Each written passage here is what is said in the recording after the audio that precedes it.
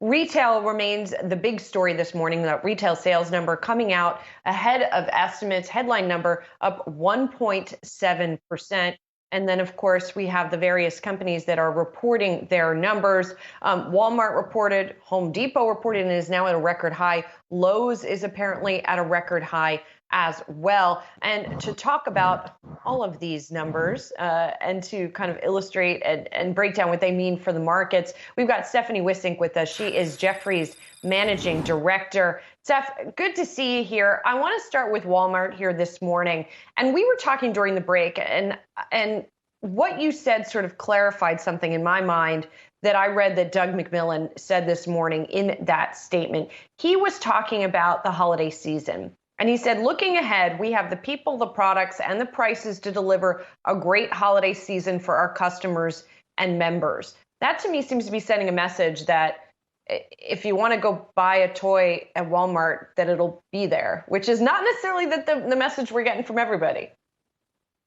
No, I completely concur. I think Walmart flexed its muscle on the quarter and into holiday. And they talked a lot about throughout the conference call their ability to access the supply when they needed it, to get that supply into the U.S. market in a timely fashion, and to hire the people to serve the customer this holiday season with over 200,000 seasonal employees brought on. And they clarified that about 75% of those are going to be in store. So I think you're going to see the service level, both to the customer and of course to the vendor and the partners, is going to be at an elevated level for Walmart, and really just surprised us across the board. I would say the other big standout for us on the quarter is that consumers like to shop in stores. About 60 to 65% of the comp was driven by in-store traffic, which is quite remarkable if you think about just what we've seen over the course of the last 18 months, that the American culture hasn't given up yet on retail stores. I find this quarter really surprising by Walmart, Stephanie. Inflation is all over the place. It pressured this company's profit margins. Prices are going up on consumers. How long can Walmart just continue to put up quarters like this in this inflationary environment against a backdrop where their low-income consumers are really, they're getting walloped? Yeah, this came up a lot in the Q&A. We haven't seen an era like this of inflation really for any of our, professional histories. And certainly it's just unprecedented on the backside of a really unusual demand cycle. I think for Walmart, their expectations are that they can continue to comp. Their guidance for the fourth quarter is 5%. Certainly that includes some inflationary price. You're probably a little bit less on the unit side, more so on price. But I think they're seeing some indications, and they talked about this, that the consumer is healthy. They're responding to some of the early price action. They're not seeing deterrence. And clearly their income profile of their consumer is seeing one of the highest increases in wage rates. So when you look at that wage income distribution, the low end is where we've seen the greatest amount of wage increases. So I think they're probably seeing some of that. Clearly, there's some stimulus that's still long tail stimulus probably benefiting them. And they did call that out in the third quarter, but it's becoming less and less. So I think some of this is really an indication of how that low end feels in terms of their willingness to go out and spend into some of that inflationary income that they're seeing. So all of that said, why is the stock down? Why isn't it doing better? It's not as though it's been running up into this report. It hasn't. It's actually been declining a little bit in the last few days, and it hasn't performed as well as some of its peers in the retail space. It's not down a lot, but nonetheless, we're all talking about this being a pretty strong report, and the shares are off 1%. Yeah, I think, maybe in part the expectation for the fourth quarter was a little bit higher. Consensus had already been at 5%. I think the buy side might have been a little bit ahead of that. So that guidance seemed to be very straight down the fairway. Now, part of it could be some degree of conservatism. They just guided to about 7% on the top end and delivered a 9%. So I do think their ability to really stretch and achieve over the top end of that guidance range exists. But I think the other thing too is that what you're seeing if you step back and look at this quarter as a proxy is a very real tension between driving for sales and protecting margins. And this is probably one of the most challenging environments for an executive team to have to finesse that balance, being very conscious of the supply chain and rising costs of inputs, as well as labor, servicing the customer, and at the same time, trying to win the favor of consumers and drive market share, both for Walmart on the general merchandise side, but then on the grocery side as well, because grocery is a very important attribute of their overall merchandise portfolio. Steph, one thing that caught my eye is they buried in page, 72 of their earnings release, whatever it was. They noted that they added 21 million new marketplace members for Walmart US.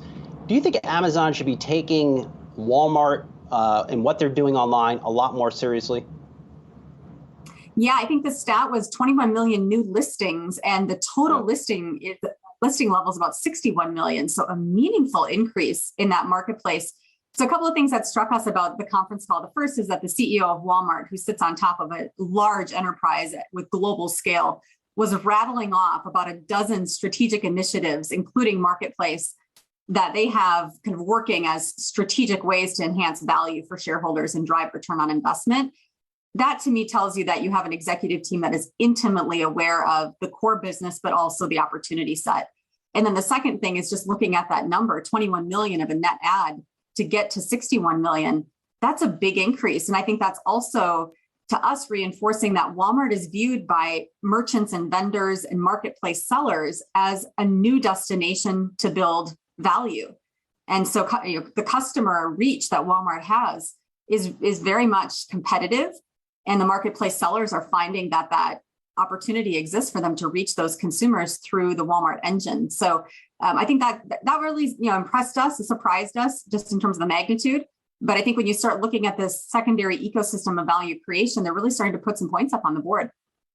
No, for sure. What are your top picks before we let you go? So Target, I read your pre-market note there as well. You have Costco just hit a new 52-week high yesterday. I did like the quarter out of Sam's Club.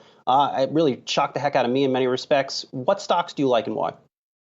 Yeah, the three we've been focused on have been Walmart. Just again, we're very much believers in this big ecosystem change and the quest for digital. Costco, clearly the club leader, but I completely concur with you. These Sam's Club numbers just reinforce that the club channel was a winner during COVID and will stay a winner, retaining customers, hitting all-time highs in terms of membership counts and engagement and basket. And then we like Macy's on the department store side. I think it's one of a collection of department stores that's a survivor, but probably the easiest pitch case in department stores right now, just given that they are a market leader. They're making some significant change. They've got a cost restructuring program. And then whether you'd like to buy into some of the incremental value add of real estate or .com, that's driving some of the stock price performance. But we think from a department store perspective, again, just reinforced by Walmart, American shoppers like to shop in stores, and increasingly we're seeing that traffic is moving back into store environments. So the job of the retailer is just to wow that consumer, impress them with that in-store experience, and remind them why that in-store experience is still important. One that was not on that list, I think, was Target, which is out with its earnings tomorrow. The stock, I believe, closed yesterday at a record. I don't know what it's doing this morning. Haven't had a chance to check yet. But can we extract? Oh, it's up again. So there you go, at another record. What can we extrapolate from Walmart to Target? Yeah, I think it's common to put these two companies almost as a pair. And I would say that the two companies are actually becoming less alike and more different. Target actually, as a hometown fan, I would say that their business is likely to continue to be very, very strong. We raised our comp estimate going into the quarter. We do think that they're going to outperform. They're the one, though, as we look out into 22 and 23, that we just have less clarity around their ability to kind of extend the momentum. And I think expectations have gotten to be quite high. That being said, again, I think their execution has been near flawless. They are setting the standard in omni-channel, not only from an execution perspective, but from a consumer engagement perspective. I can tell you at my local Target, which is one of the top volume in their chain, there's still a line every weekend at curbside pickup. People love the services that they're adding. And I think, frankly, they have been a net winner over time, and certainly recently from a merchandising and a product assortment perspective. So really keeping an eye on some of those strong categories that have benefited them, especially home.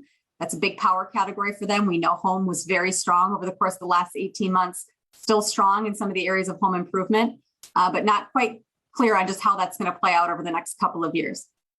Yeah, but definitely curbside pickup for Walmart, Target, that's really been a game changer, and something obviously that's been accelerated by the pandemic. Stephanie, good to see you. Thanks so much for being with us this morning. Stephanie Wissink of Jefferies.